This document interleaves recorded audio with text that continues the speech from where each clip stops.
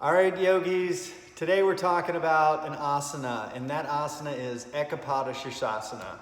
So when I asked for topics, Eka Pada came up 4 or 5 times. People asked for specific tips on how to get better at it. And so I'm here today just to talk a little bit about the tips on how to get there.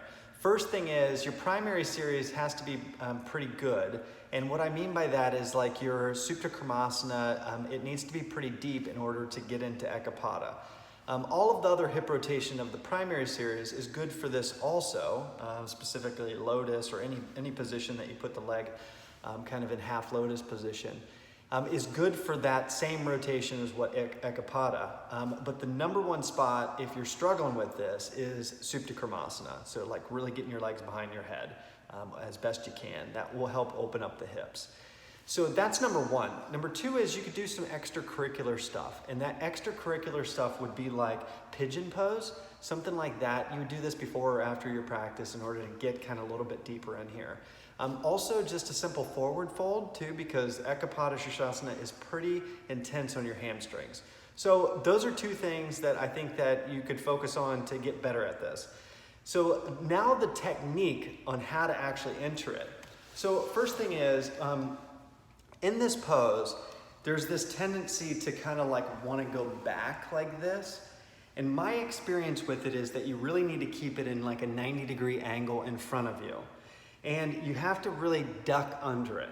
So here we are at about a 90-degree angle. And all I'm gonna do is bring my shoulder to the inside. And the first thing I'm gonna do is get my big calf out of the way. And I'm gonna take it and I'm gonna push it. And then from there, all I'm gonna do is duck under.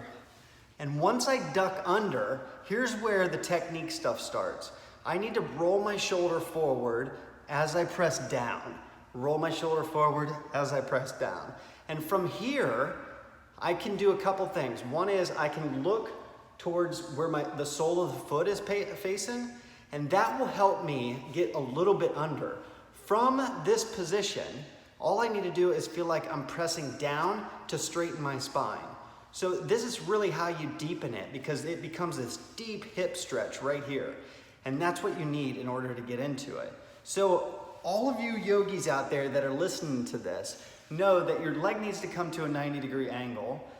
You're ducking your torso under the leg and you're getting the calf out of the way. Once you get there, you can plant your hand, you can use this to slide this like tissue out or the muscle out, but look to whatever way the sole of the foot is facing in order to get that shoulder in front, and then you pull that shoulder back.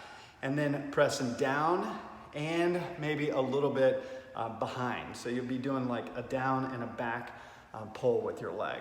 All right? So yogis, hopefully that helps clean up your Eka Pada sirsasana. Let me know if it works. Clean it up, yogis.